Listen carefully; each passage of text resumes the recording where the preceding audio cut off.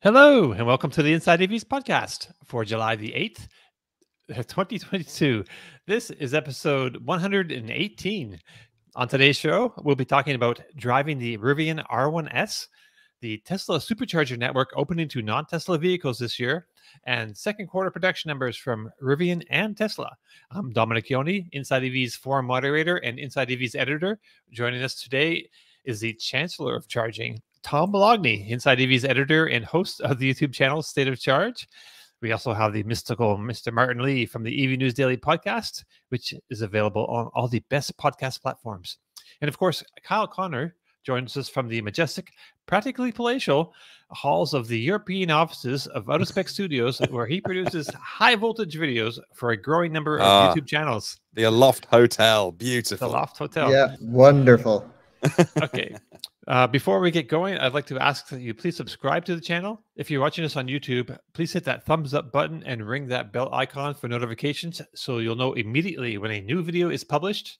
Like, for instance, our first drive review video of the Mercedes-Benz AMG EQE that just went live a couple days ago. That's the 600 plus horsepower version of the Mercedes EQE. And you can check that out on Inside EVs. If you're watching us on Twitch, you can also ring that bell icon for notifications. All right. So with that out of the way, welcome everybody. And lots of good mornings here from our audience. I appreciate it. Nice to see you all with us. Okay, so we've got a pile of things to talk about today. Not really a whole lot in the way of news. I mean, there's a couple news items there, but really, Tom and Kyle, y'all have been driving some great stuff this week. Martin, are you driving anything this week? Oh, your mic's mute. I've barely driven a car this week. I tell you what, this kind of COVID-imposed lockdown lifestyle means that I'd see these four walls more than anything else. I produce a podcast from home. My channel isn't really about reviewing cars. That's not my thing. It's not my expertise. It's about curating lots of things and data points and bringing them together for other people in an easy, bite-sized thing. So that's what I do day in, day out. And the idea of leaving this room to go and meet the real people. Are there any? I see you guys. This is sounding quite depressing, isn't it? So no, I've barely driven a car this week, but I did get sign off on from my wife on our next one. So if anyone's following the saga of what we're doing, we've had the MG ZS since October. Loved it. It's been good to live with a car and get to know it inside out.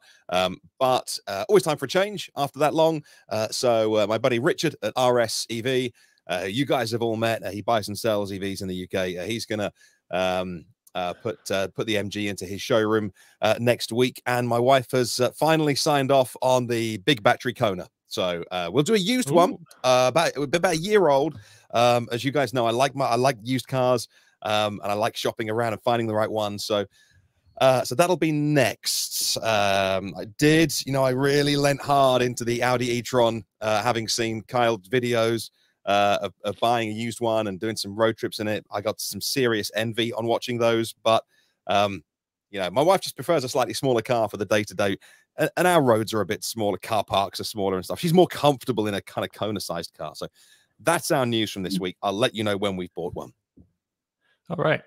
So Tom's got had the pleasure of driving the Rivian R1S, and we'll talk about that in a bit later. Plus, he's took delivery of his Ford F-150 Lightning just after the show last week. So, really super hyped to hear about how that went, how that's been going. But Kyle, where are you right now? You're in Europe somewhere, but where specifically? Yep. So right in downtown Stuttgart, and so in the home of Mercedes and Porsche, all around here. Okay. Right on. So last week we were talking about like weird cars that you might see in Europe on your trip, and we mentioned the Citroen E-Méhari, which I believe you found. I don't think you drove it, right? You didn't drive it. Not yet. It has to get one part fixed, and then I will be driving it.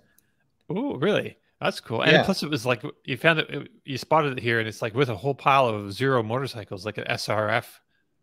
Zero, right? There's SRSs, SRFs, and it was at this charging station. We pulled in to charge at a Tesla Supercharger, and it was at this hotel called the Kaiserhof in Anif, Austria. And I was like, what? There's a Citroen Mahari on here. And so anyway, met the owner. It's the owner of the hotel's car. He's a Oh, huge EV fan. He owned okay. the first Tesla in Austria. He founded the Tesla Owners Club of Austria. He has a whole bunch of cool electric cars. Of course, every Tesla, but then like Mercedes EQV and this E-Méhari and a Kona and some other weird oddball electric stuff. And he's a huge zero motorcycle enthusiast. He rents them to the guests so you can, while you stay at the hotel, go for a ride on a zero. And it's all about promoting e-mobility. And he had this Mahari. It's available for rental. So we're going to obviously go and rent it from him and make a video. Oh, And yeah, can't wait to do it. They just needs one part fixed. sweet. That's that's great. That's like kind of amazing, but also kind of funny that it needs to be fixed. But so yeah, there's a bunch of other cars that you actually drove that I want to talk about. But you had another video on your channel this week. You can tell us which channel it was, but it's the Tesla Model 3 performance versus BMW i4 M50. So that's the spicy Model 3 and the spicy i4 from BMW. So the BMW i4 has like been surprisingly good. I think people have really like been surprised about how much they like it, even in some situations more than Tesla Model 3. But you took them on some back canyon roads and just compare how they were like as a driver's car, which is what BMW is supposed to be, right? How they Yep. stacked up against each other. So I don't know. Yeah, take it away. Tell us what you found. Well, first off, the conditions were not ideal for a performance back-to-back comparison. Oh, that's And right. we're comparing a 100,000 mile Model 3 against a brand new BMW i4. I thought, to boil it down, because we don't need to go in depth. We did that in the Yeah. video. Yeah. The Model 3 is the most insane performance car for the money in the EV world. Just insane acceleration, great aftermarket support, great reliability. It's been hacked. We can up the cooling. We can tinker around with it. Really, all you have to do to make a Model 3 really put down some crazy lap times is pads and fluid, KW suspension, or whatever kind of aftermarket suspension you need, because now the performances don't come with the upgraded suspension. And yeah, some good tires, and send it. It's great. The i4 is arguably a much better daily car. It's so much more luxurious on the inside. I really love the way this car cruises down the highway. It's got amazing driver assistance. Looks pretty good once you get over the grill. And I think, when you start cruising on a back road at maybe 7/10, where like most people would feel like they're going fast, the car's great. But as soon as you Right. start pushing it beyond its limits, when you really start trying to thrash it around, this is where it kind of falls apart a little bit, in my opinion. All of the inputs typical of modern BMW are just way too like bushing heavy, so much suspension compliance, feels really heavy. The brake pedal's a brake by wire. It's tuned to like artificially to be way too aggressive, and it was not great on a slippery back road. Now, if I had more room on a track at a higher speed, perhaps it would show a little bit better than what we found here in this test. But it just wasn't rear biased enough on the power distribution. It was very understeery, as most new cars are. And yeah, I thought, back to back, getting out of one and into another, the Model 3 is the one you want to have if you're a driving enthusiast. The i4, you kind of want all of the other time. And that's not to say the i4 is bad. The i4 still is an incredible car to rip around in. And I think Tom even mentioned that when he drove it in Germany, he got to drive it on some great roads and he was having a great time with it, as was I. It's just the Model 3 is definitely faster on a back road. Right. Or a track, I would imagine. It would be interesting to see on a track. That the room would help the BMW. It really needs some real high loads to work that chassis. It's got pretty good meaty tires on it too. So it would be interesting to see. BMW did not nearly. I don't know. Watch the video if you want all the nerdy stuff. Yeah, it's a great video. I watched it, and it's funny you're shooting this, and it's like a huge windstorm and coming in. It's hilarious. Sometimes we only have one opportunity to shoot a video, and that was it. Right. All right. So the next thing I wanted to ask you about was is not a car. Actually, it's the Sortimo Innovations Park. So this is like a huge. You have a video on this on reviews. Yep, on our Out of Spec Reviews channel. Yep, went up yesterday. So this So the Sortimo Innovationspark is not a car. It's a park, a sort of. It's not even a park. You tell us what it is. Yeah, it's basically a motorway rest stop right off of the Autobahn, but like the rest stop of everyone's dreams. And it is just the most insane place I've ever been. And it sort of happened randomly where we were reviewing a car, and a friend of mine said, "Hey, why don't we meet up at a charging station?" I said, "Okay, well, this one looks good. They got plenty of plugins." And we pulled up, and like, you know, it had this glow and angels were singing, and it was just the most incredible place. Essentially 75-ish DC fast charging plugs, all with a minimum speed of 140 kilowatts, a full-scale restaurant on the inside, high quality, really nice, an office park upstairs, and they have experimental ones that can go up to 420 kilowatts that the buses have been charging on. It's so cool. Wow. And there's also like a 35 kilowatt charging spots. Right. So those are 140s, but on initial plug-in, they go to 35, and you get a cheaper electricity rate if you choose to hold it at 35, which is actually what I did a couple times because I was like editing videos in there. I'm like, I don't need any more. And then you can just through your app say, oh, I want 140, and it'll boost the power up and you pay a little bit more. I haven't heard of that model before, but I really, really like it because I love it. Otherwise, you're relying on driving a car that can change, which no cars realistically you can't. So that's such a good model to say we've got enough chargers. You know, we're not limited by infrastructure, and as it gets busier, they will be. But to say actually we've got this really fast charger, but we will happily slow it down in return, giving you a better rate. Because you know if they've got a restaurant and a stuff there, I don't want. You know, it's happened to all of us. You know, you're on a charger, and then you're like, oh man, I'll go move the car because I'm not going to be that guy that sits on 98%. So, and then that's brilliant. And the charging points are. Yeah, it only works when you have extra capacity for cars. If throughput is your goal, this is not the best solution, but they have over 70 plugs, and I only at peak saw 3 other cars. Yeah. Wow. Well, now today, wait a few years. I love this model also. And what's great about it is even at 35 kilowatt, if you make a 45-minute stop, you're adding 100 miles of range. And, you know, Kyle and I do a lot of DC fast charge recordings. We charge up to 100% or 90%, but we do that just to benchmark like charging curves and things like that. Normally in driving, unless you're traveling many hundreds of miles, like maybe Kyle, because he drives crazy coast to coast, but many people, when they're on a long road trip, they don't need to fully recharge. They need to add another 70 or 80 miles to get to where they're going. So in this case, you could take the lower electricity rate, plug in at 35 kilowatt, stay there for 35, 40 minutes, you know, go inside. I'm sure there's amenities and so forth in there, Kyle, you know, grab something to eat or something. And you're on your way, and you paid the lower rate. And, you know, it probably is better for your battery to not constantly blast it. If you don't need to charge at ultra high charging rates all the time, the 35 kilowatt is great. Absolutely. And what's interesting even beyond all of this is just how this station gets its power. And I've done a little bit of learning since I shot this video. There's pretty much one totally load shared solution here. So there's one AC to DC thing. That's what's in this white building that we're looking at behind the AIWAYS here. And that can power any stall and any station pretty much at any rate. And so in theory, if you max the whole thing out, you may have to load share and derate, but that's like not really going to happen, especially if you have 70 cars there. Not everyone's going to be pulling peak the whole time. Pretty much you can just plug in. You can expect to get max power. You don't have to use a silly app to activate it. What you do is actually you plug the car in, and it immediately initiates and starts a slow charge at 3 kilowatts. And this is to, you know, not have anything time out. It just gets the car working.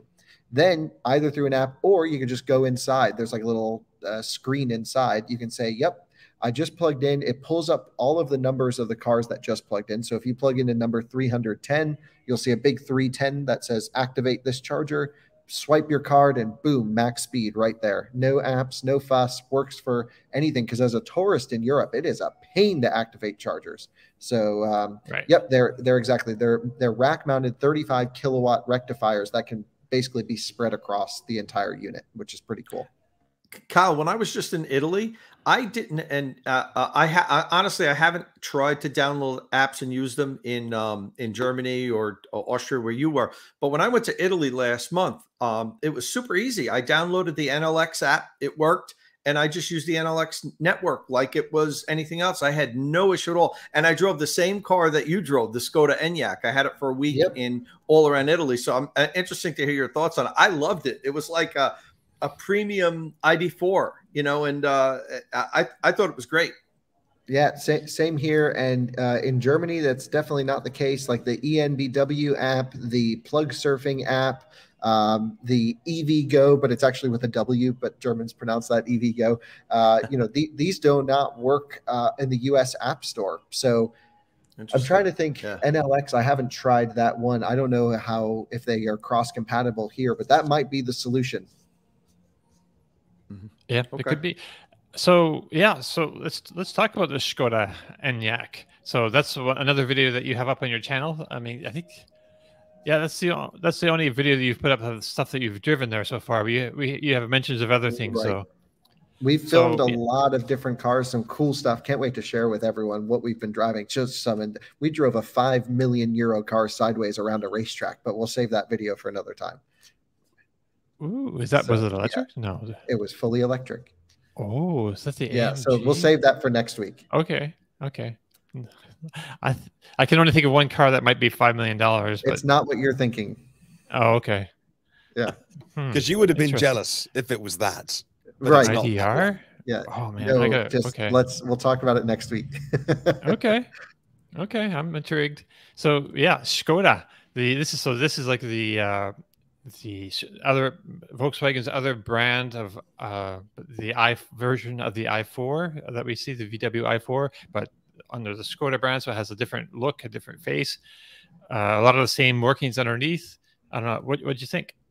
Yeah, so it's the ID4's basically little brother in a sense, and Tom recently spent some time with this vehicle as well. And Skoda in past has always been, you know, sort of the cheaper but sort of smart money. They have cool little innovations. For example, this car has an umbrella holder in the driver's door, which is really cool, like a Rolls Royce. It has an ice scraper in the rear trunk. It's got really cool interior, removable compartments and storage things. So it's all about smartness. However, this one was 65,000 euros because it was totally maxed out. So it's the all-wheel drive with the big battery, and but it's not the RS. It was just the 80X, but it had like this crystal grille that was a bit too much, I thought. So anyway, it's not how I would spec one. It was like sort of tick all the boxes. More expensive than an ID4, but honestly worth it. Nicer, looks better. The interior is far superior.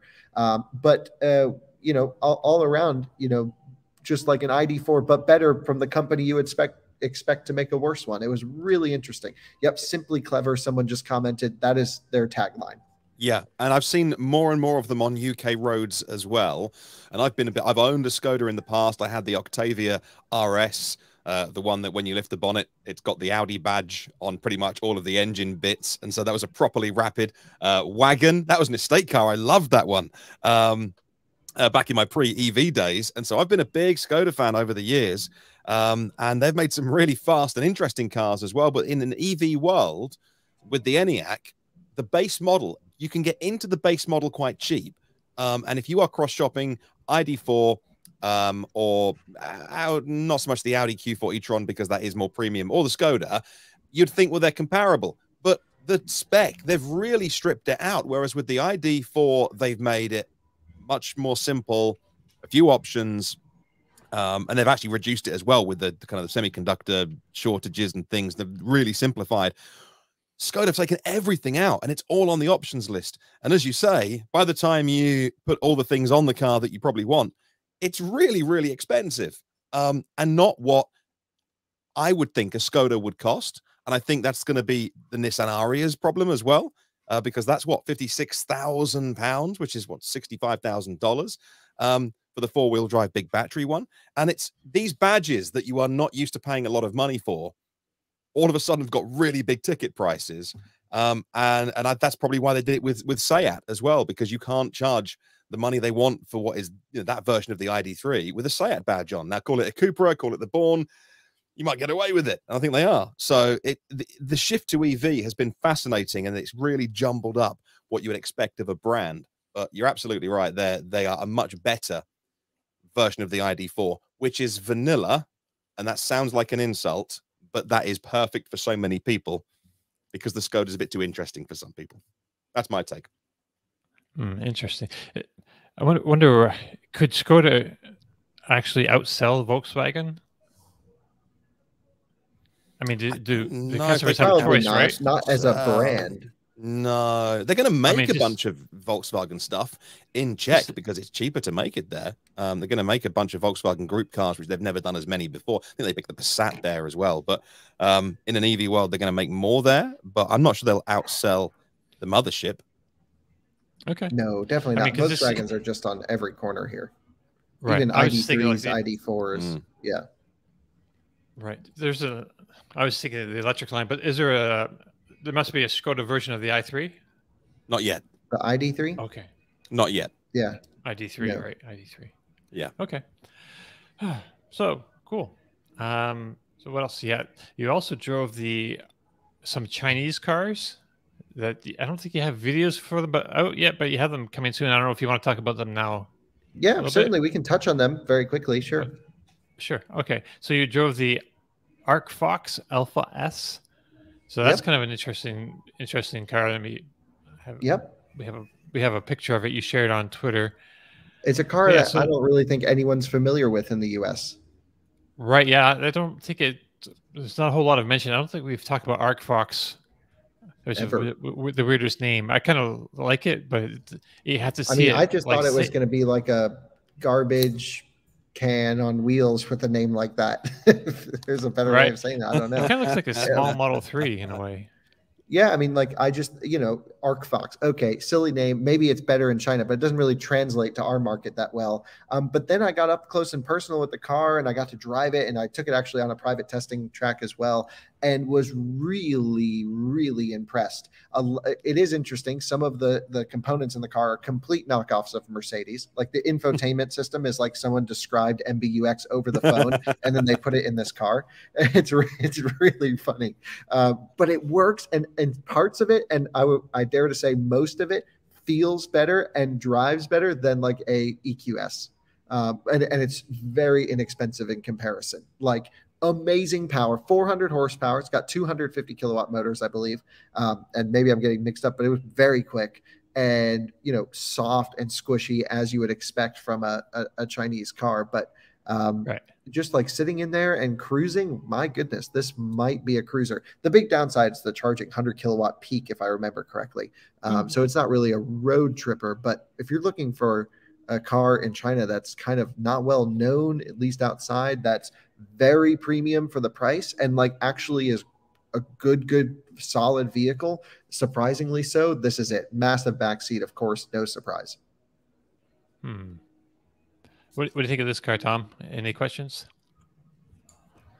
Well, I'd like to drive it. I think it looks pretty cool. I don't doubt Kyle's impressions on it. It seems like it's, other than the charging, it looks like it's a pretty good offering. And I just can't wait to get back to China and really do, head-to-head comparisons of these vehicles. I was actually talking to a contact yesterday that invited me to come over the summer and said, basically, we'd love to put you in a bunch of different EVs to make videos. But, they just reduced the lockdown from 14 days in a hotel to 10 days in a hotel and then 3 days at like a private residence or something. Jeez. But it's still 7 days at the hotel and 3 days at the private residence. So it's still 10 days when you get there that you can do nothing but be sequestered, and you're not even allowed. They bring you food. You can't even choose what. So I'm going to get like bowls of like squid and stuff like that. I'm not going to be able to deal with that. So I had to decline it. But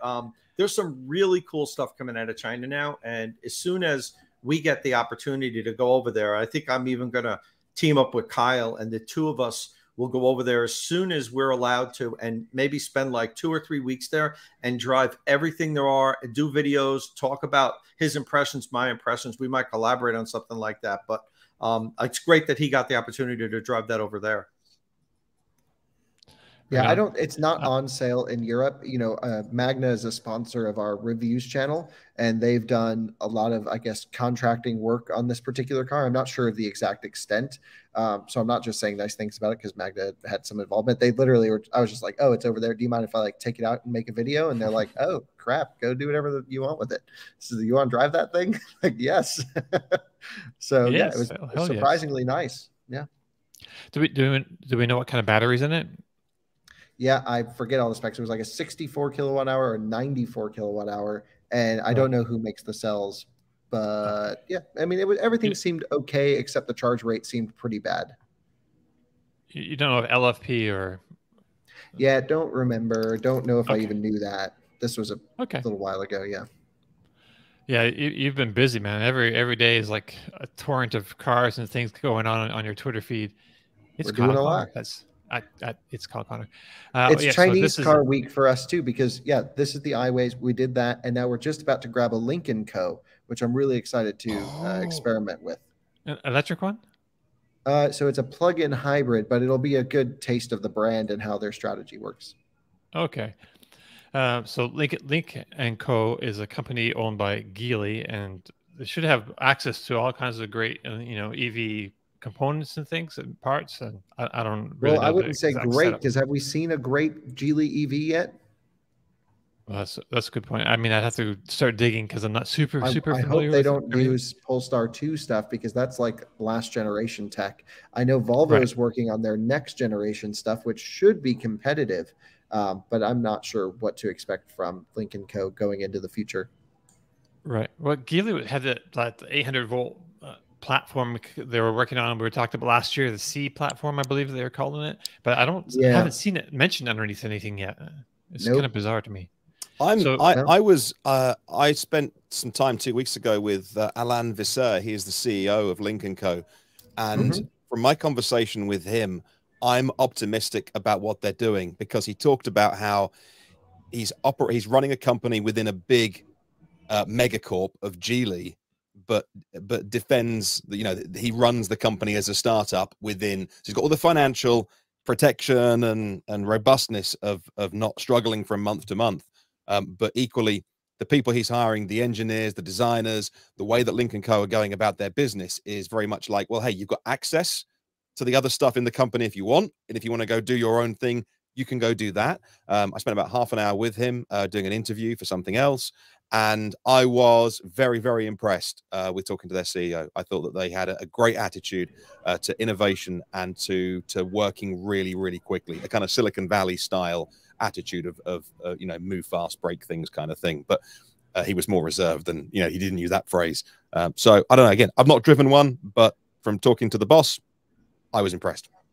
Yeah, they say that in Germany, 97% of their cars so far are on car share or like a subscription basis, which is just an insane number. And they're thrilled with it. I was like, oh, I don't know. Is that good? Like, you got to deal with these things when they come back. And they're like, oh, no, this is great. So I don't know. I got to do some more research. But I just got off the phone with them, and we're about to go pick one up here pretty much after this podcast to go rip around at top speed on the Autobahn with.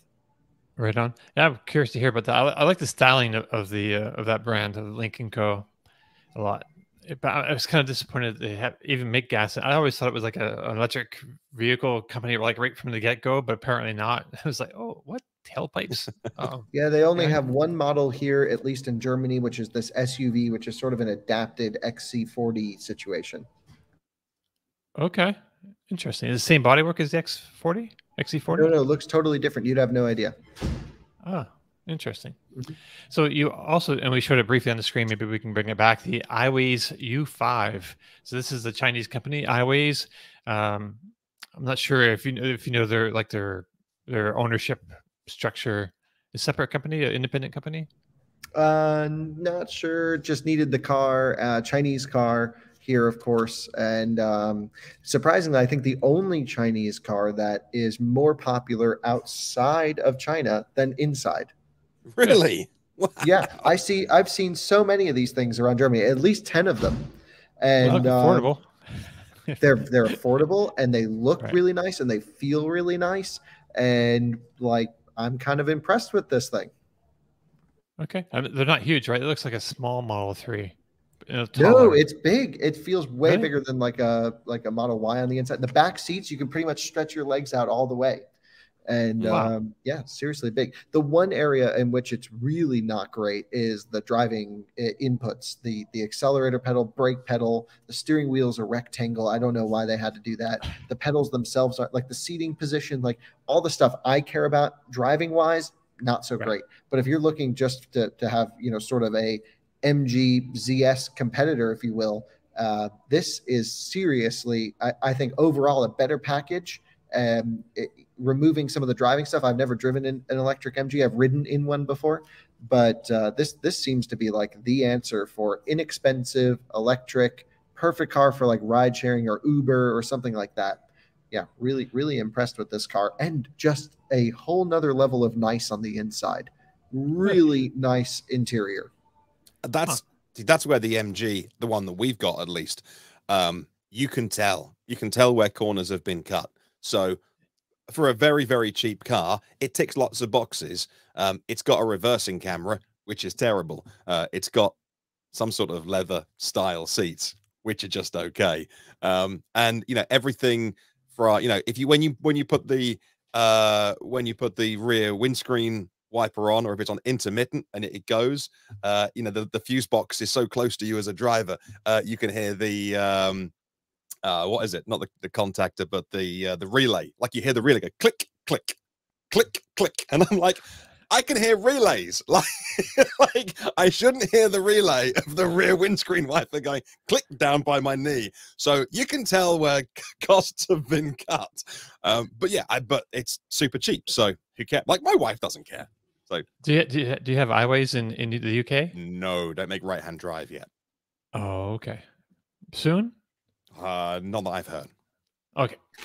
But you know what was interesting about this whole AIWAYS experience was we went, it was the first car we picked up when we landed, got off the plane, went straight there basically. Actually, we had some Volkswagen stuff, but we went over here to pick this car up. And they were so transparent about everything. They were just like, here's our car. We understand, you know, this is our market position. Here's who we're targeting. Here's how we're selling them. We get there's issues here. You're going to see this bug in the software. You're going to see this thing. It's still kind of hilarious to drive in English, at least, because it's not adapted for any native English speaking audience. So all of the translations kind of half make sense. And so we got the biggest giggle going through all of the navigation stuff. Like if you want to open the trunk, you hit trunk on, and then the trunk opens. And if you want to close it, you hit off. Trunk off. All right. That's great. So let's see. Anything else you want to talk about? That's all I have written down on my notes here, but maybe there's some other vehicles you want to mention to talk about. We've been driving the Volkswagen's newest plug-in hybrid system and an Arteon shooting brake, which is the sport wagon everyone wants, but we can't get in the US. It's a gorgeous car. It sits very comfortably at 145 miles an hour all day long. And it has really good electric range. The most amount of acceleration I've ever driven in electric mode in a plug-in hybrid. We're going to have a video on it soon. It's very good and surprisingly efficient if you don't drive it at max speed. What is the range? Yeah, we're going to do an exact range test, but certainly enough. The problem here is we didn't have charging cards, we haven't really been able to charge the dang thing anywhere because we have the charging cards in the AIWAYS and our other EVs. I've been mostly just doing long road trips in the Volkswagen just to get places really quickly. And yeah, it's just been living with a dead battery. And then what I do is before we get to a de-restricted section of Autobahn, I'll charge the battery off the combustion engine, which is even less efficient, so that I have the electric boost to get me up to top speed. So not the most inside EVs friendly vehicle, sure. I should say.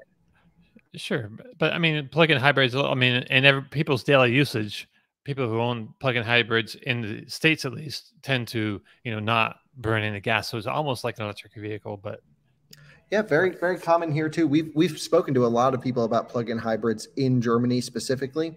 So like a very large percentage of market share are plug-in hybrids, and a very large percentage of that don't plug them in because they just want to get the big tax incentive at launch, and then they're driving around with all that extra weight in there. Now, the big question is that actually more efficient than just a combustion vehicle? Or is a hybrid probably the best approach for those people who will never plug in? This whole conversation of, yes, we need to go battery electric as quickly as possible for as many people, but there still needs to make, combustion engines more efficient. That's a big hole that I think a lot of people are not paying attention to at the moment. Sure. Yeah. Right on. All right. So anything else before we let Tom loose? No, I want to hear all about this Lightning, and especially the R1S from an R1T owner. Really curious. Okay, let's start. I guess let's start with the Lightning that we got up on the screen here. So we're sharing a tweet from last week, or update. My dealer called me to let me know that they had the software update from Ford and were updating my truck. 45 minutes later, I was driving her home. Thanks, Maple Crest Ford. So Tom, as the show was ending last week, you got a call that your truck was ready, but then a few minutes later, you were like, "Oh, it needs I don't know." You went down there and found out it needed a software update that it didn't have. I don't know. Walk us through that. What happened? Can I just say, by the way, in the comments section, everyone thinks that was faked. I know. It was staged and faked, and it was like a kind of, oh my goodness, Tom's phone. Can you put that straight as well? Yeah, I even had friends of mine that know me say, "Come on, you could tell me you set that up, right?" And no, totally did not set that up. I mean, you can even, if you really watch the video, you could tell, like, I'm looking at my phone because it's ringing, and I don't answer my phone when it's ringing during the podcast.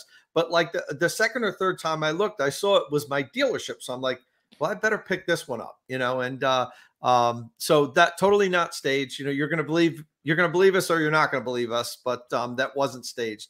And so right after the podcast, I head over there. Now, my dealer said, your truck's in. And then he asked me, do you want it today? And as you remember on the podcast, I was like, no, I don't want it today. Like, of course I want it today. So I ran over there, and I show up, and my salesperson's kind of like, I could see there's a problem. And he's like, man, he's like, I just found out we can't deliver it to you today because this is under the safety recall for the tire pressure monitoring system. Now, just, I think a day earlier or 2 days earlier, 1 or 2 days before that, we just, Inside EVs, actually, we were the first ones to post this story because I had spoken to Ford. I was on the phone with Ford when they were going to announce it. So they gave me the information before any other news outlet. What happened was they found out the Lightning with the 20-inch and 22-inch wheels, not the 18-inch wheels, they had programmed the tire pressure monitoring system to activate at a lower tire pressure than what it's supposed to. I think it was supposed to click on at 32 PSI, and the way it was programmed, it wasn't going to turn on unless the tire pressure got under 28 PSI. So they viewed that as a safety issue because it wasn't going to notify you that the vehicle, had low tire pressure. So there was not a stop sale, a hold sale. So dealers could sell vehicles. They just couldn't let people take delivery of them. Now, I had a lot of people then say, see, this is why Tesla's so much better. They would just do an over-the-air update, and boom, it would be done and it would be fixed. So you're right. But here's the thing about that. The Lightning has over-the-air updates, but this was Ford just found out about it. Like, they just realized it. They haven't made the software for the over-the-air update. So what they did was, people that had already taken delivery of their Lightning had the option. You could bring it to the dealer, and it's a 20-minute software update, or you can wait until the over-the-air update is ready. It's going to be in less than 30 days. We'll have it ready, and then we'll push it out, and you don't have to do anything. You'll get the over-the-air update. So I misunderstood that point of it. I thought owners had the option of getting the over-the-air update or having it done at the dealership. So when my salesman told me that, I said, well, no, I'll just opt to do over-the-air. Like, I'm going to take the truck home today. And he's like, yeah, that's not how it works. We're not allowed to give it to you because it's on a safety recall hold. And that's the federal law. Like, we'd get like a $50,000 fine if we gave you the vehicle at this point while it's under, hold. So I said, okay, I understand. I said, well, it's a 20-minute update. I wrote the article on it. And he was just like, yeah, but Ford hasn't sent us the software to do it yet because they just got this. in any event, so I left and I was like, okay, kind of bummer. I would love to have it for 4th of July weekend. And I drove home and like I was getting all my paperwork ready. I called my insurance agent, added to my policy. I was going to the bank anyway to get a bank check because now I had the final amount and everything. So when he did call me, I'd be able to go right back and buy it. And so he called me back and was like, look, we do have the software. If you want to come back, we'll have it ready for you in like 20 minutes. So I was like, oh, awesome. But I had already put out a tweet that said, look, I'm here and I can't pick it up. So that's why I sent out this tweet to kind of say, look, all's good. They were able to update it. And that's how the safety vehicle works. So even Tesla, if you had ordered a Tesla and the same thing happened, they wouldn't be able to deliver the vehicle to you. If owners had the vehicle already, yes, they could keep it and wait for the over-the-air update to be ready, but they couldn't deliver the vehicle to the customer. So I just wanted to clarify that because I had a lot of people say this is why Tesla's better. In this instance, it really wouldn't make a difference. The only thing that could possibly make a difference is maybe Tesla would have made the update quicker. I don't know.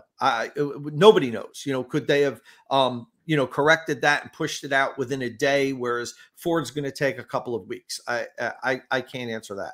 But in any event, I have the truck. I've been driving it the last couple of days. It was a holiday weekend, so I had a lot of things planned. I actually haven't driven it all that much. I did drive it. The dealer delivered it to me at 90% state of charge. They had it fully charged for me. Well, that was, the car shuts off at 90, and you really don't want to charge for 100% anyway. And on my first just driving around town, not range test, just Tom Malogany in his normal daily driving, mostly around town, on 90% charged, I went 292 miles. And that was down to 0. So, and I averaged like 2.4 or 2.5 miles per kilowatt hour, which is actually much more than I expected. Kyle averaged 2 miles per kilowatt hour in his 70-mile-an-hour highway range test, but that's at 70 miles an hour. The vehicle is going to be a lot more efficient at lower speeds, the kind of driving I did. And I had one pedal driving on, so I was really recuperating a lot of energy. And one of the things I really like that it has is the braking coach, where on every time you stop, it tells you how much of your energy was recuperated. Like, if you didn't use the friction brakes at all in that stopping incident, it'll say 100% efficient. You've recuperated as much energy as you could. Now I'm pretty good with doing this. I've been driving these cars for a long time, but most F-150 Lightning owners are going to be first-time EV drivers. And I think that's great that it shows them and coaches them and helps them recuperate more energy. And it kind of trains you to not wait for the last minute to start braking. Ahead of time, you see there's a red light down there, ease up on that accelerator, kind of let the vehicle bring it to the stop, and you're going to recuperate a lot of energy. It's a big, heavy vehicle. It has high regenerative braking that it can take in a lot of power. So I think that's part of the reasons why I averaged 2.5 miles per kilowatt hour in my first, full tank, and did almost 300 miles, which is, for me, daily driving at 90% state of charge. The thing went 300 miles. That's fantastic as far as I'm concerned. How strong is the regenning compared to other things you've driven? One pedal driving is damn strong. It actually is for such a heavy vehicle. Now, if you uncheck one pedal driving, and then it just has like a standard regen braking mode, it's not all that strong. It's not free wheel coasting by any means. You definitely feel the regenerative braking, but when you check the one pedal driving, it's definitely very strong. I guess if I had my way, I might select something in the middle. Like I might have the Lightning default to the setting it does, but then let you check a box for stronger regenerative braking. But then if you really want the hard stuff, click one pedal driving. But it's not one pedal driving unless you check that box. It won't coast down to a stop and hold it. Now there is a hold that's a separate button you have to check. So it will, when you brake to a stop, it will hold. It won't just automatically start, artificial creep. But if you don't check that box, it'll do artificial creep. So it gives people the opportunity to configure it the way you'd like to. But personally, I'd like to have a regen setting in the middle of the two we have. Kyle, what did you think about that with the regen braking? curious. So that setting is available. If you drive it in sport mode, you'll get another 25% more regen than freewheel coasting. But then you have to deal with driving in sport mode, which sharpens the throttle a little bit too much all the time. It does, and you get a little bit of a herky-jerky, like it really... Yeah, it's not... Normal mode's the best mode for it. I prefer to drive the truck not in one-pedal driving. It's one of the only electric vehicles that I actually prefer to have one pedal off, and that's just because of most of this calibration with one pedal driving. There's a half a delay with any input, so if you lift off the accelerator pedal, you get a sense of it coasting, and then it hits the brakes. And when it's under regen, you hit the accelerator pedal. It takes a half a second for it to go. And in this process, I'm used to immediate responses, so I end up going a little bit harder down on the throttle just to wake the thing up, and it spikes up. So it's not the most smooth thing. This, I actually did end up learning to adapt my driving style to its weird pedal mapping towards the end. I mean, we had it for 2 weeks or so, put a few thousand miles on it, but I think it's still best to just put it in normal mode, cruise, because anytime you hit the brake pedal, it's not like you're giving up regen. It's blended brake. It's a brake-by-wire, so you're getting the same amount of recuperation no matter what. So it's interesting that what you talked about, I noticed that at very low speeds. But once I was up over 35, 40 miles an hour, I didn't get that sensation of that lag as much. Did you get it at any speed, or are you talking more at the very low speeds? Yeah, it's certainly more pronounced at low speeds, but just try it. If you're coming into 40 miles an hour, lift off for a stoplight, for example, you'll just feel this coasting action for a half a bit. Then it kind of ramps up oddly. It doesn't smooth into its thing. It's just like Tesla does this so well. And it's like, just drive a Tesla and match their targets. It's like, I've been saying this for 2 years, but some people complain about it. Some people don't notice it or pick up on it. It just bothered me enough to not use one pedal driving. Yeah. Well, I've been using it half and half just because I'm trying to try out the different modes. And I completely agree that I felt what you're talking about at lower speeds. I didn't feel as much at the higher speeds, but now that you're mentioning that, now, of course, today I'm going to go out and drive it a bunch and really see how it feels at a little bit of a higher speed. I felt like it was pretty smooth once I got up over 40 miles an hour, but let me repeat that. Yeah. And look, software updates can improve this too, right? Your truck's on a different software version than our truck was. So it could be something that they're fine tuning and adapting over time. We've seen this. Yeah, true. So it's all wheel drive, right? So you've got two motors there. Are they the same kind of motors, or are they different? There's two permanent magnet motors with no disconnect, same exact motor, slightly different ratio on the rear and the front. So the rear's got a little bit more of an aggressive ratio on it. Because I was thinking, if you're trying to match different kind of motors, and you're just fine tuning that software, so but they can nail that in time. Yeah, I just think the way to do it for most people is you're not giving up anything with a blended brake. The brake pedal itself really isn't bad. And so just cruising along there is fine. As you hit the brake pedal, it'll give you all the regen it can. Once it's maxed out, it'll go to full friction braking. So this is with what size tires do you have on this, Tom? I think the 275 50s. I'm pretty sure 20-inch wheels. 20-inch, right? So this is a 300-mile range EPA? 324. So that's I have the Lariat trim. Kyle did range tested a Platinum that has the 22-inch wheels. So I should do better than what he did. I think he finished up, I think he did like 250 at 70 miles an hour and then drove it 10 more miles, Kyle. But I'm expecting to do a little bit better than 250, but we'll see. That's why we do these. But in my first daily driving, just driving it normally, I did almost 300 miles at 90% state of charge. So it actually is better than what I was expecting.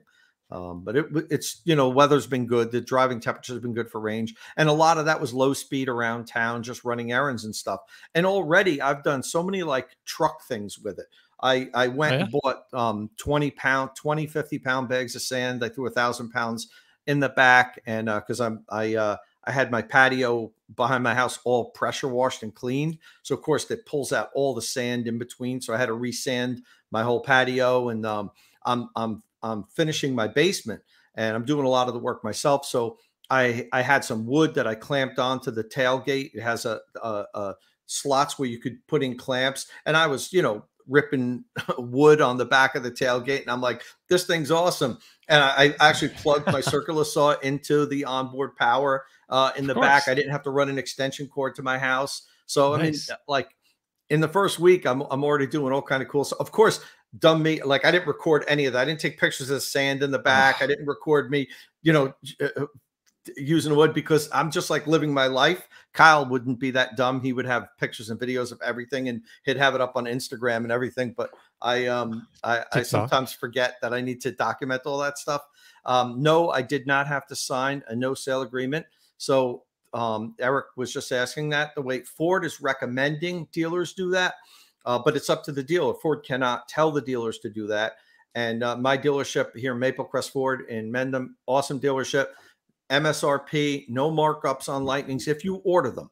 If they have an inventory car, like if I canceled mine when I went to pick it up, said I don't like this, they have it in stock, then they can mark it up. But no sale agreement, no markups. There's dealers out there doing that. I know in general, most of the dealers are marking these things up, and it's been a lot of problems with people complaining about that online. But there are dealers you can find. Kyle always says you don't have to buy a car in the state you live or in the area you live.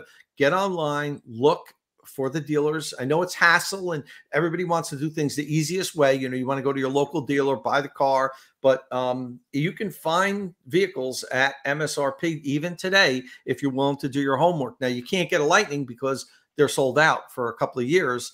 And there wasn't a comment earlier up in the line that said, Tom, so do you like it? Are you keeping it?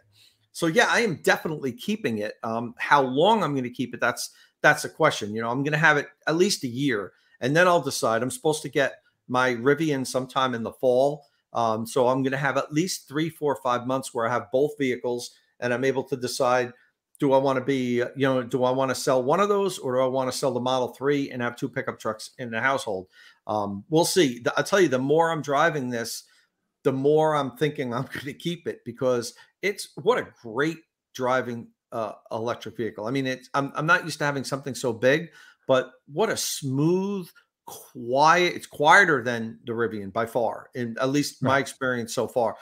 The cabin is like, just such a quiet, and it kind of reminds me of like the old cars from the 70s that used to float along on the highway. We had a 72 Oldsmobile Delta 88 that was like 30 feet long, and it reminds me of that driving experience. Just kind of floats, over, no matter how big the bumps are. You don't even feel it. It just eats them up, and yet it's got that, you stomp on it and it launches like a rocket. But one thing I'm not crazy about acceleration wise is when you, especially at lower speeds, if you're under 50 miles an hour and you really stomp on it, you get like torque steer from the front wheels, because the truck lifts up and launches and the front wheels spin. I get wheel spin, a little wheel spin up to 40 miles an hour. And, the front wheels want to pull you in the direction you're in. So you really have to make sure you're dead on straight and you're holding the steering wheel tight, or it's going to pull you like a front wheel drive car does. And I think that's something that Ford can definitely tweak a little bit and improve. Right. That's interesting. Yeah, totally agree. The problem is they have the same front motor with the rear motor. So there's really no primary or secondary axle in this case. And that's not the right way to set up the car, in my opinion. I really think they should have gone with a primary rear drive axle, typical pickup truck style. When you hit the accelerator pedal, especially with a truck with the weight balance as good as this, with the battery pack making it much more 50-50, juice the rear motor, let the front motor come in. Another thing they can do to help this as well is Ford definitely targets maximum acceleration when your foot hits the floor. I think an interesting strategy, perhaps maybe just in normal drive mode, would be to have it ramp up. So that would mean give the rear motor everything it can, and then just a few milliseconds later, blend in the front. This would, give you the impression that things are building and happening as your foot is to the floor, which is a very pleasing feeling to a driver, but it could also help reduce some of that initial hard wheel spin it gets from that big acceleration hit on the front axle. Yeah, but I mean, all this they can change with software. They can tune this. They can they can definitely, improve that if enough people comment on it. We know Ford watches the Inside EVs podcast, so you know, maybe they're making a little notes about this. But hey, that's just me. That's how I felt. It just felt a little. No, actually, it's not just me. I let a friend of mine drive it, and I was like, you know, we got the.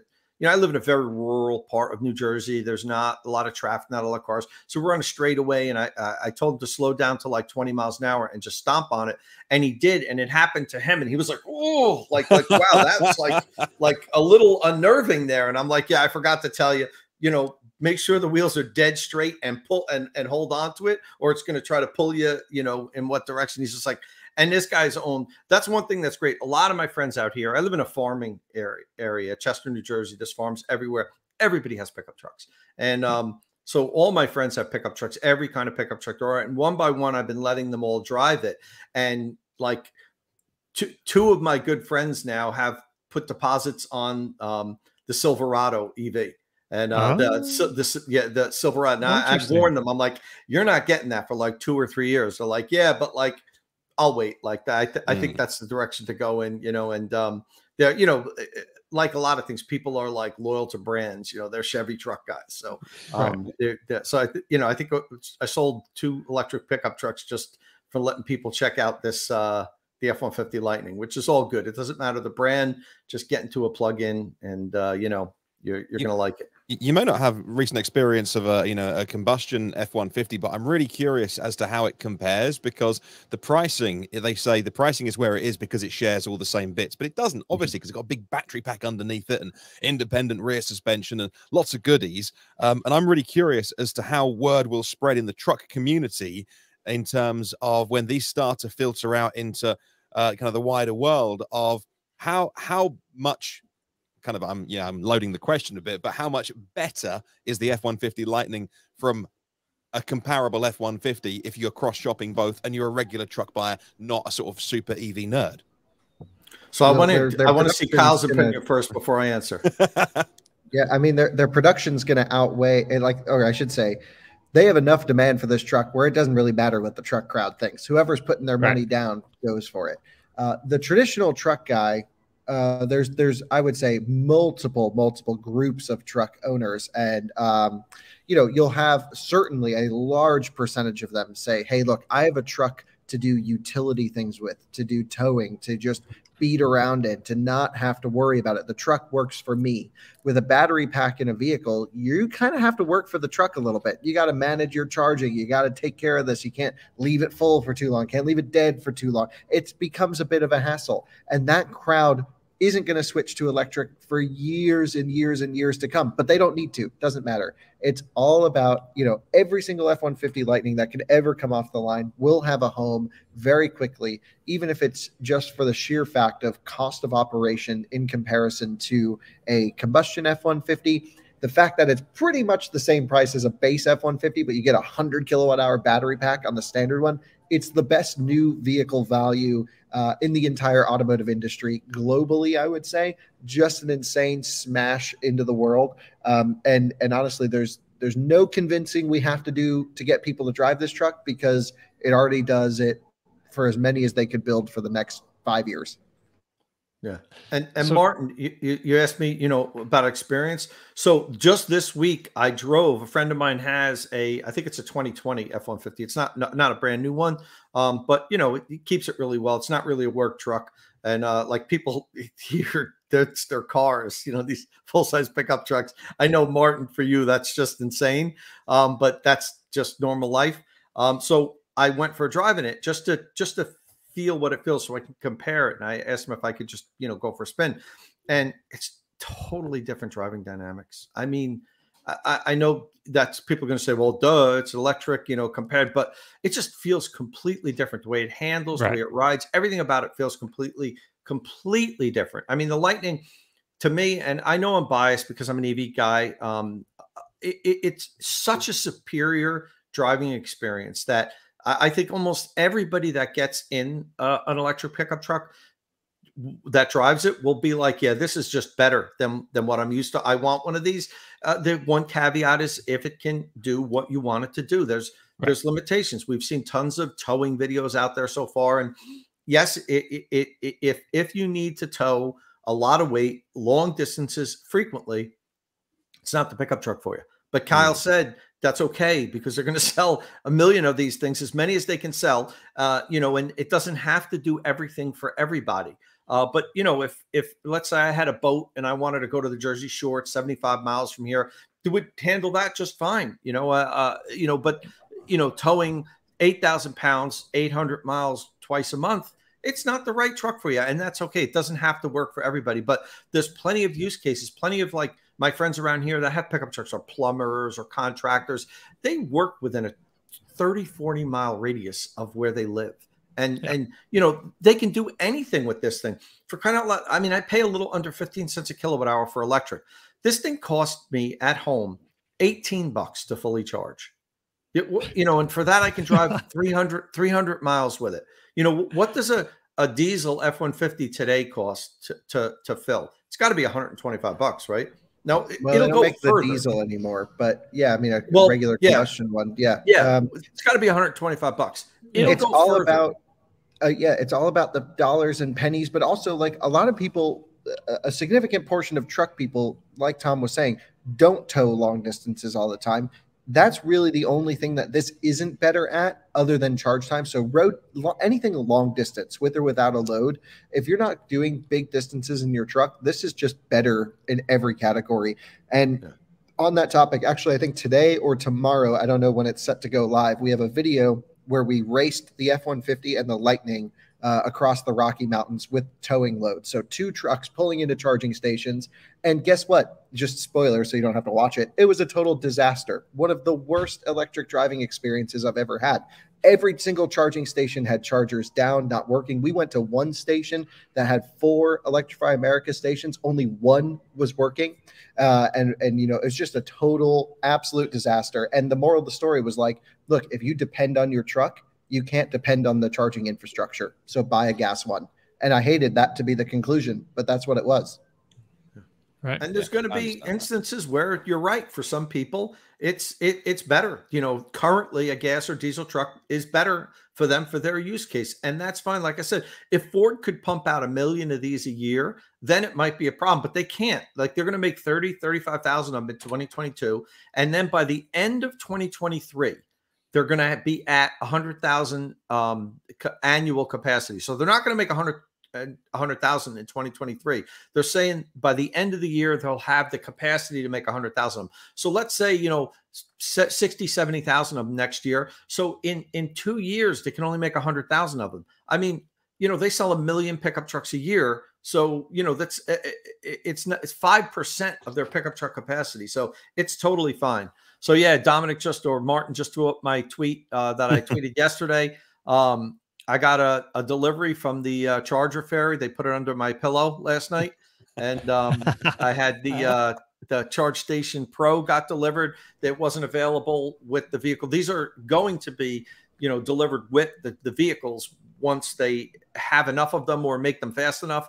Don't forget the Lightning just launched, so that's actually gets delivered by Sunrun, not directly from Ford, because Sunrun is Ford's partner for installation for Charge Station Pro and also intelligent backup power system. But as I've always told everybody, you don't have to use Sunrun. You can if you want to. There's nothing wrong with Sunrun, but you have the option of deciding who you want to install your Charge Station Pro and your Ford Intelligent Backup Power System. If you want to get Ford Intelligent Backup Power and not have Sunrun install it, you buy it from Sunrun. They ship it to you. It's $3,100, I think, or I forget. I might be confusing. Yeah, no, yeah, it's $3,100, and then you can install it, yourself if you're a qualified licensed electrician. So yeah, Tom, do you have 300 amp service at your house? So no, I don't. I currently am pretty maxed out with all of the circuits I have in my garage right now. So I'm going to be doing a full service upgrade. I'm actually talking to a number of companies, and Q Merit is a sponsor of my YouTube channel, State of Charge. And what their specialty is installing home charging stations, home stationary energy storage, doing service upgrades, all that stuff. So they're actually a perfect partner for me because they install that stuff. And what do? I review it. So we're actually working on a deal now where I think we're going to do a full service upgrade at my house. Number one, I'm going to, make sure I have enough capacity. Number two, install stationary or energy storage. And number three, install Charge Station Pro with Ford's backup intelligent power system. Make videos on all of them. And then I'll have, and also a new smart home electricity panel. Not just a dumb panel with individual circuits. The whole panel can power share and load share.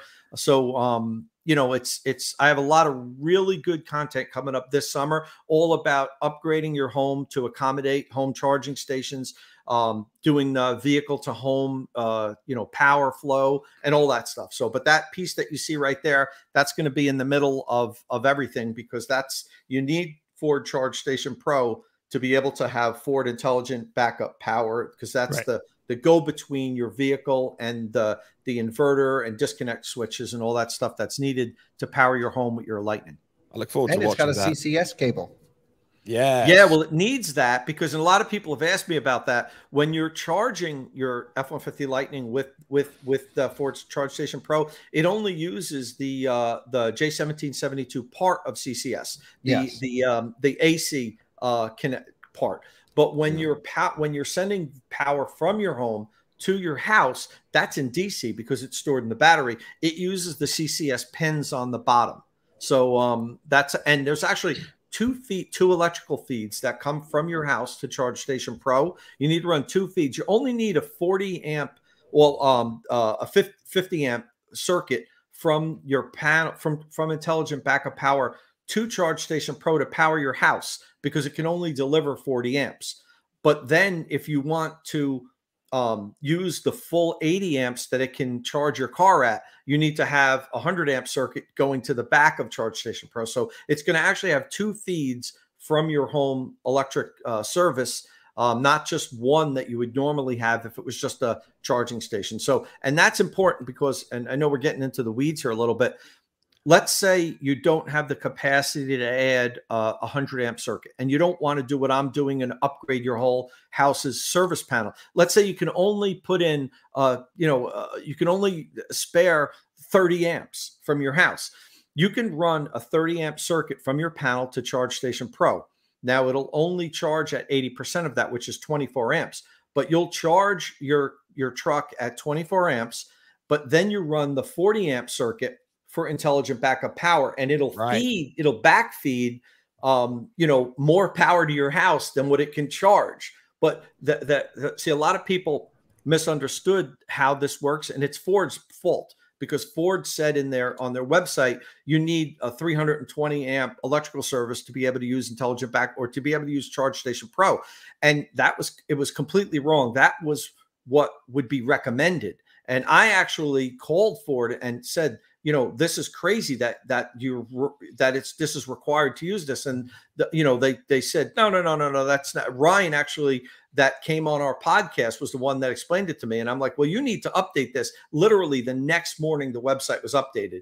So don't stress out. You don't need a 320 amp service. You only do if you want to charge your Lightning at the full 19.2 kilowatt that it can accept. And honestly, it's overkill for home. You don't really charge at 80 amps. No. You only need to replenish what you use that day.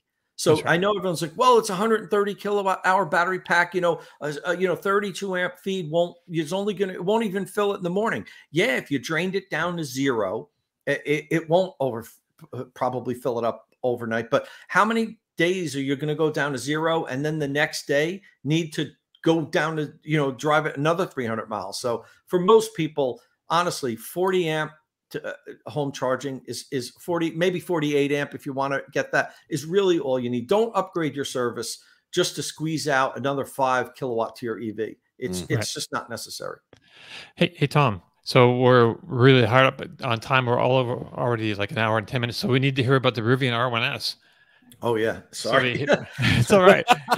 So, yeah, we didn't even get to news. It's just the Kyle and Tom show today. What have you guys been doing all week? We can do the news part really fast, but we want to hear about this R1S. So well, there's a comprehensive first drive review up on Inside EV. So, you know, whatever we don't fill in here, you can really get there. General, like high level overview, because I know we have to get to the news. I was surprised, and maybe I shouldn't have been, but I was surprised that it drove better than the R1T. Now, I thought it might a little bit, but honestly, like it felt a lot better. And it's got a 14-inch shorter wheelbase, and that's really what made the difference. So much more maneuverable than the R1T. And if you look at it, you'd be surprised. It's 16 inches shorter than an R1T. It doesn't look like that to me, you know. Right. And the wheelbase is 14-inch less. And for off-roading, it just felt so much more maneuverable. Now, they Rivian had the first drive set up on a course that we would make these tight turns. You know, they know. I mean, the car manufacturers always do this. They cater the courses to the vehicle that they have. You know, in the first, when I did the R1T drive, they didn't have us making extremely tight turns off-road like they did with this, because it might struggle with that. And it's one of the reasons why Jeeps are so good off-road. They have this short wheelbase and they're super maneuverable. But, you know, other than that, it's got the same powertrain. It's got all the same driving modes. Like, you know, it's hard for me to sit here and explain how much different it was than the R1T, other than to say it's a lot more maneuverable. It's got the same punch, the same power.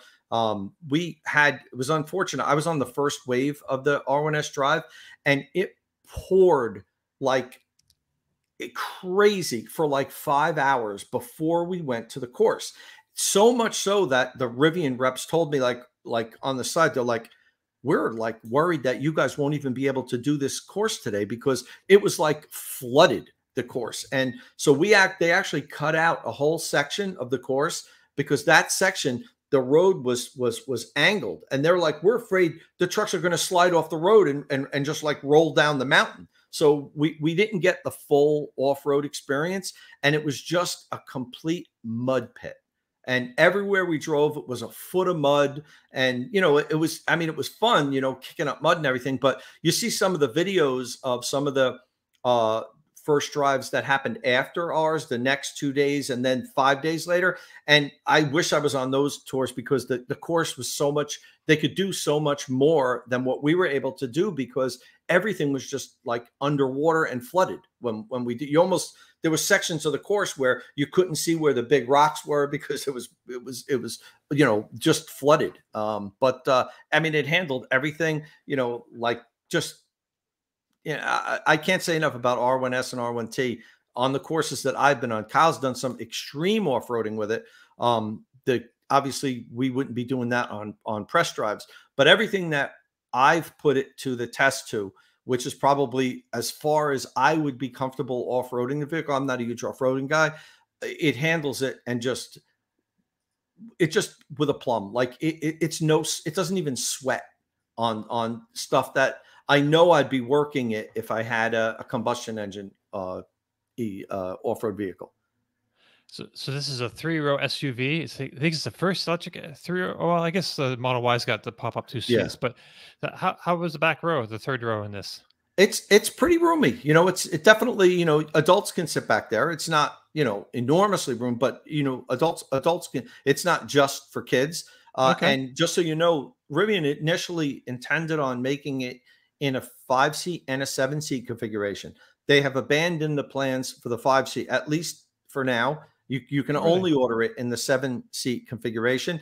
And the hatch, which you saw before, one of the things that's cool about it is it's got a little bit of a tailgate, and the tailgate is very short. It's only about maybe 14 inches. There, you could see him pushing that up there. And it's kind of weird looking, but I wondered why they didn't make that a little bit higher.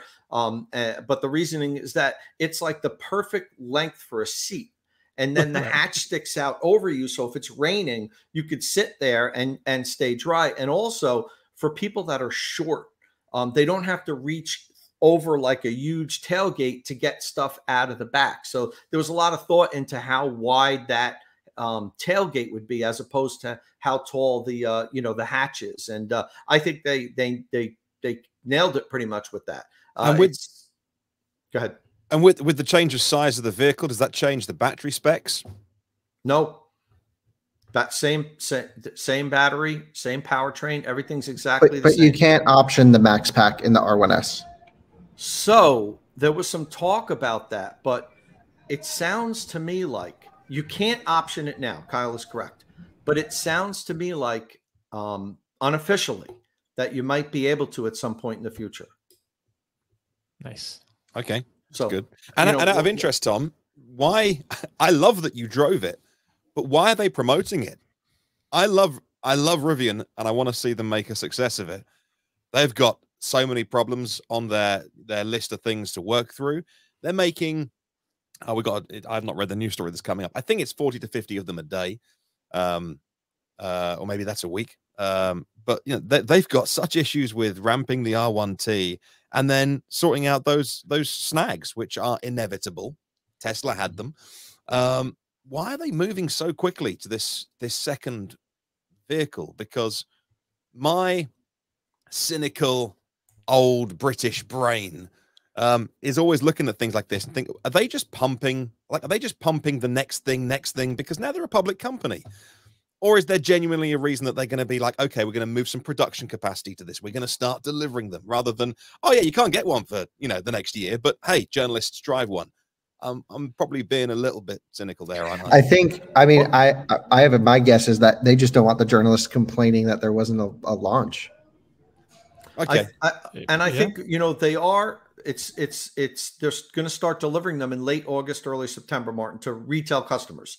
Well, that's great. That's the answer I was looking for. So yeah, So they've been delivering them to employees like they did with the R1T first. So there's some employees that have them. So they're starting to deliver them in August and September. But your point is well taken about, you know, can't they just sort things out with the R1T and start, you know, blasting those things out first and make tons of them before they do this? I think part of it goes back to their original forecast and plans that they promised investors, and they told customers, you know, the R1S is going to launch right after the R1T. We're going to, you know, and now if they pull back on that and say, well, you know, with all these supply chain problems, with our manufacturing issues, we're not going to launch the R1S until 2023. You know, I think that you'd have a lot of complaint. You'd have investors saying, you know, you bait and switch, and you'd have, you know, all of us saying, oh, Rivian, now they can't even make their second vehicle like they promised. It was delayed from last year. Now it's delayed till next year. You know, it's starting to sound like the Cybertruck. Is this thing ever going to happen? So I think that they probably, if they had their choice right now, they'd probably wait. But they are feeling pressure from investors and just the whole community, people that plunked down their money years ago and said, you know, you were going to deliver this truck to me in early 2022, and now you're pushing it to 2023. You know, what's wrong here? So I think that's probably part of it. And then something that we talked about on the podcast a long time ago, which viewers won't remember, is they made this promise of 3,500 DC fast chargers by the end of 2023. And certainly Tom and I laughed at that and said, I mean, you can have all the money you want from your IPO. You just literally can't employ enough people to get land, permitting, landlords, power supplies. You can probably get enough of those chargers built physically by the end of next year.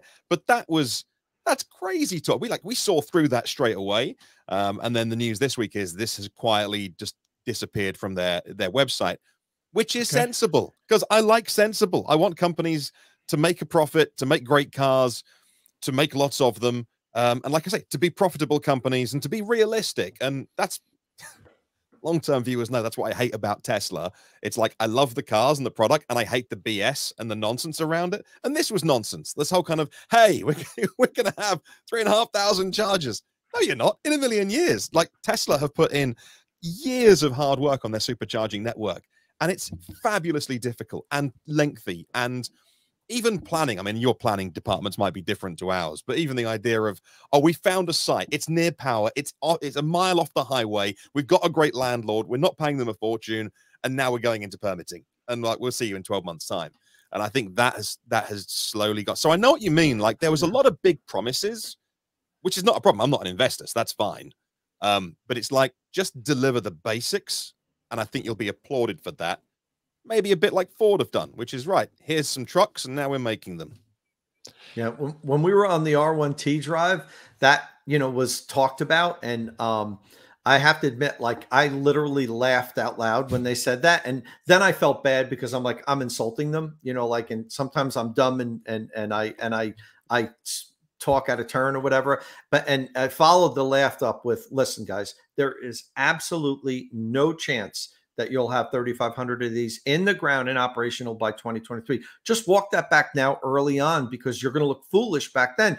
And I'm not just throwing this out there. I've talked to infrastructure professionals. I've talked to people from utilities. I've talked to Electrify America ad nauseum about the challenges of getting these things in the ground. And the fact that, you know, if we had a national electricity supplier, we had like one electrical supplier that they could make a deal with, and that would eliminate so much issues. But there are thousands of utilities in America, thousands of independent utilities, and you can get a site selection, and you can work out the deal with the landlord, and, you know, you can do all the permitting and all that stuff. And then the utilities like, how much power? Hell no.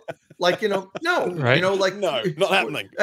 Okay, if you want it, you know, it's going to be $500,000 just to bring the power to that site before you even start doing anything else.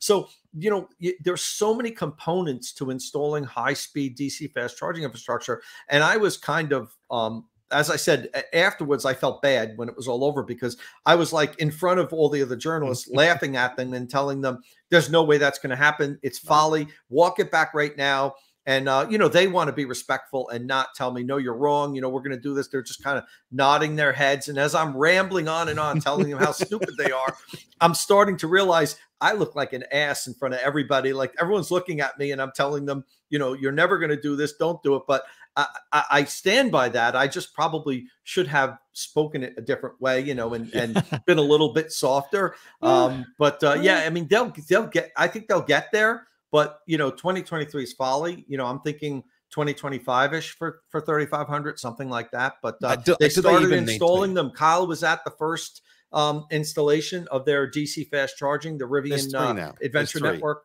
Yeah. Okay. Well, Kyle was just at one like last week. I don't know if it was the first one or the third one or whatever. But you know, they're starting to proliferate now.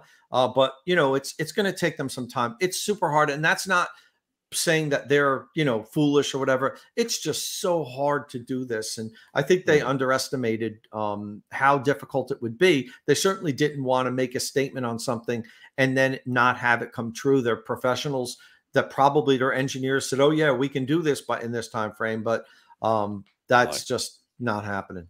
Just make the vehicles. Just be a really good vehicle maker. And plus, when they first made the original promise, then COVID happened, right? So that everything kind of changed too. So no, that was 2021. That was March 18th of March 2021. That tweet of, "Hey, we're going to do this." So that, you know, you're a year into COVID of that. Okay. Yeah. I mean, supply chain problems weren't like they are now, and that's made it worse. But still, even under perfect situations, they weren't going to hit those numbers. It's kind of, and that's, you know, part of the problem I think that Rivian's having is not hitting goals, not hitting targets, and people don't like to see that they had to cut their production estimates in half, you know, for this year. You know, they're not going to hit their goal on that. They had to raise their prices significantly, you know, like, and there's people that are, some people are saying that this was a plan from the beginning, that they were announcing prices lower than what they could possibly sell it for, and they were intending on raising the price after the IPO. And that's not me guessing that. That's Rivian employee. One employee actually alleges that in a lawsuit. And Kyle and I have said from the beginning that we don't understand how they could sell these vehicles at this price, because they're too cheap for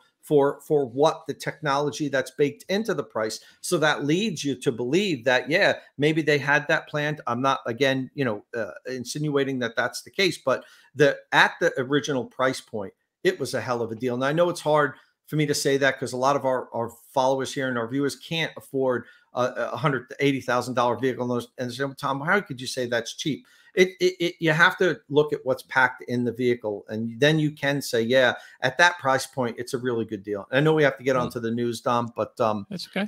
If you want to learn more about the R1S, check out the post on Inside EVs that talks about my first drive experience. And just to remind people, there will be a more affordable version with a smaller battery of this coming out eventually at some point. So yeah, the dual motor. Right. Oh yeah, did I say small battery? No, dual motor instead of 4-motor. Oh yeah, I was going to ask, how was the cabin noise inside compared to like was it same as the R1T or? I haven't driven the R1T in a little bit, and it seemed a little quieter to me than the R1T. When I did the range test on the R1T here in New Jersey, it surprised me. It sounded a lot noisier than the R1T did when I did the first press drive the year before. It was the last time that I drove it, but it was a windy day, and it was a lot louder in the cabin at highway speeds than I remember previously. So I don't know if that was indicative of the build on the vehicle that I had, or if it was just the high wind. But the R1S that we did on the first drive seemed quieter. Okay, well, so there wasn't anything in the way of car reveals or big news this week, but we did find out that the Tesla Supercharger network in the US could be opened up to non-Tesla vehicles sometime this year. And since the year's already more than half over, that's not very far away. So, of course, we've known this is coming, and we've talked about this already a bit happening to some extent in some European countries where they're doing some trials. But now we're talking about it here today because a White House fact sheet touting $700 million in private sector spending on electric vehicle infrastructure mentions Tesla in its plans, among other things. So it says later this year, Tesla will begin production of new supercharger equipment that will enable non-Tesla EV drivers in North America to use Tesla superchargers. So, and on top of this, Twitter user Marco RPTSla, who he bills himself as the top supercharger sleuth detective in North America. He posted an image that seems to show the front page of a report about a project involving supercharger charge post V3/V4 dual. So V4 is thought to be version 4 of the supercharger for CCS. So that's happening pretty soon. It looks like. I don't know. Look, it works well over here. It works very well on the app, and I think there's 14 or 16 sites in the UK. No, they haven't been overrun by the rest of us non-Tesla drivers. Yes, the pricing, I think, is very reasonable. It's more expensive than Tesla drivers pay, but I think it's still very reasonable. But what you get, which is a fast charge at a station where there are multiple plugs and you probably aren't going to have to wait. And it makes a lot of sense if Tesla can tap into some federal funds. They've been very, very good at that over the years, from, the early funds they got for the battery swap trials, state funds, incentives, all those kind of things. Tesla have been smart. You can, depending on whether you like the company or not, is how you'll pitch that. They either made the most of it or whatever, but they really have made the most of those monies that are out there. And if now they can, even with their big cash pile that they have, if they can make some smart decisions there with allowing other people to use the supercharger network on the condition that they get some funding to build more chargers, it's really smart. It is the best thing about that company. It's one of the two best things. It's the speed at which they improve and iterate, and it's the charging network. Two best things, and it makes the question. I don't know if it's been answered in this article because I'm not scrolled down. Is how you'll implement that. So is V4 only CCS, or is V4 dual head, or is V4 with an adapter? I don't know if we have any answers to that yet. I believe they have two separate cord for each style. So Tesla cord and a CCS cord. I don't know. That's what we did. That's what we did in the interim. Yeah. So when there was like a crossover period, we had superchargers with two cords, and now they just put the CCS in. Oh, really? Now they just come with just CCS? Yeah. Okay. So I wonder how the new stations will be. Would there be, if this is what the plan to do? We still don't know if Tesla's going to produce an adapter.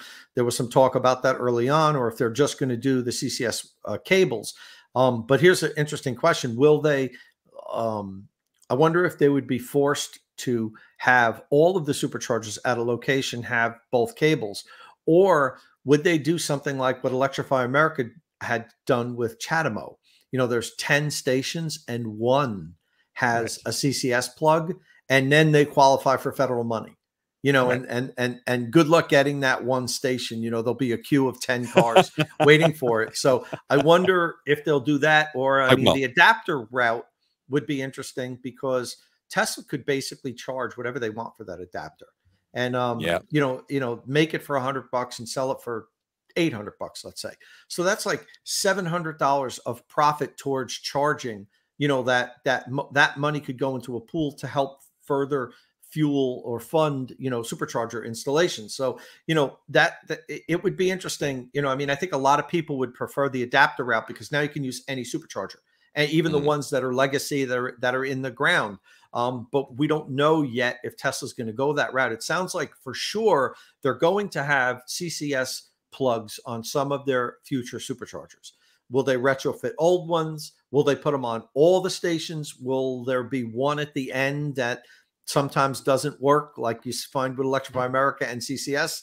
Chatamo adapters. That's going to be interesting to see how this plays out. Hey, Kyle, have you charged up any CCS cars at Tesla superstations or superchargers while you're there? Yep, we have a whole video on it already. We posted a few days ago, and really? on Out of Spec Reviews, and it worked really well, super easy. Just as Martin mentioned, we pulled up. That's where we saw the E-Méhari was doing this video, and so yeah, very, very seamless, very good. And again, all the new version 3 chargers are just CCS here. So they actually made Model S and X owners go buy an adapter to use them, which I think is the right way to do it. It's just like, let's just go CCS and rock and roll. We'll see if Tesla changes the charge port in the US alongside all of this, because I just got a new Model S and the charge port could definitely fit it now. Okay, so that's interesting. So yeah, because it's just weird to think of Teslas without the Tesla connector, and actually uses like the same thing that everybody else uses. That would but not definitely simplify everything, but not in China. So if you want to sell a Tesla in China, you've got to fit a GBT plug on it, and Tesla will do what is the right thing to sell the most amount of cars. And as I don't know if you guys saw the report this week, I think it was an S&P Global Mobility study on brand loyalty. And there's like an equation to do with defection and that kind of stuff. And I think the 3 brands that were going up in the US in automotive was something like Maserati, Genesis, and Tesla. And the loyalty rate of Tesla was something like late 70% now, in terms of people have got multiple Teslas, they're never buying another one. Tesla don't have to worry about annoying their drivers. They've got so much headroom in terms of saying, oh, hey, sorry, there's a new supercharger station, but you can't use that one because it's CCS only. And you know what? They'd come in for some stick, but they got nothing to worry about. Tesla's loyalty and brand loyalty is through the roof. If you own one, you love it, and they can put their drivers through a lot, and they might wriggle a bit, but they're not getting off the hook. Yeah. No, I was going to say, one thing that's interesting to watch out for, in my opinion, people that are talking about, will Tesla switch to CCS like they have in Europe? Watch the Cybertruck, because if that Cybertruck launches with a Tesla adapter, with the Tesla connector, then they're never going to switch. This is their opportunity to begin a completely new vehicle that's being launched. This would be the vehicle that would be the first vehicle to do that, in my opinion. Kind of like in Europe, when Model 3 came out, they started putting the CCS adapter on it, or the CCS plug. If Tesla has any intention of switching to CCS, and I don't know or believe that they do, but if they did have that intention, Cybertruck launch would be the time to begin the transition. That's a very good point, Tom. That's why we have you on the show. Make all the smart points. Once in a while, I say something that's relatively coherent. That's great. Something to keep our eyes out for, and something that we'll probably be seeing pretty soon. I love that we barely got to the news this week. So only like still a year away from like now, which is, man. I love that. A year from now, we still might be a year away, Dom. Let's see. Oh, it could be. Well, I mean, hopefully we'll have a chance to check out the plug before that, though. Yeah. No, I think any pre-production you'd see, they'd make sure it showed. They would never show that, tip that hand. Oh yeah, you don't think? Okay. I don't think so. Okay. I don't think they're going to switch, but I'm just saying, if they had plans in the future of transitioning, this would be the time to start it. I see. Yeah, personally, I think, and I think you guys probably think the same thing, is that like everybody else should switch to the Tesla standard, but that also is not going to happen. So, yeah, we're stuck with 2 for a while. It looks like. I know we've got to sign off, but before we go, I want to give a shout to Jim. Jim in the comments says most of what you talk about, Chinese cars, dealer software updates, regen braking, not interesting to 95% of viewers. Jim, my friend, we can be friends, Jim. We can be, and I like you, but let me help you out. So on your screen, you got your window you're watching. Now, if you look at the top right, grab your mouse, move it to the top right. There's a little X there. So you see that? Click it now. Click it now. Click it, Jim. Go away. This is what we do British for an hour and a half. Throwing shade. This is what we do for an hour and a half once a week. Wait a minute. I'm getting a phone call. Wait a minute. Is it Jim? Oh, no. I'm sorry, Jim. Rivian. No. My truck's in? Hey! Really? Yeah, hell yeah, I want to pick it up. Oh, no, we've upset Jim. And the Rivian's here as well. Just kidding. Oh, no Rivian. Okay. Hey, so we're just about out of time. That would have been a setup if it happened. That would have been good. I would have liked that. That would have been good. Would have been, yeah. All right, maybe guys, in a few months. I think it's time out, Dom. The 3 of us are forcing you to end the show. Yeah, that's okay. it. Well, I mean, on our little thumbnail, we promised to mention we promised to mention production number. So let me just say real quick. We can change the thumbnail. Just change the thumbnail. Just cross it out. Tesla is down, but then let's just up. Walk off. All there 3 you of us. Go. Yeah. All right. I actually do have to go though, so I will see you all later on. Thanks for watching. Take care, Kyle. We'll catch you next week. Bye. Bye, everyone. Jeez, you guys, like sinking ship and stuff. Okay, I just want to say that. So Rivian sold 4,401 vehicles. That's he's gone. R1T, R1S, and the big truck all together. Oh, he's back. He's showing us. Look, what's he got? A Mulroney. Oh, look at this. I'm going to drive this guy now. Right. Okay.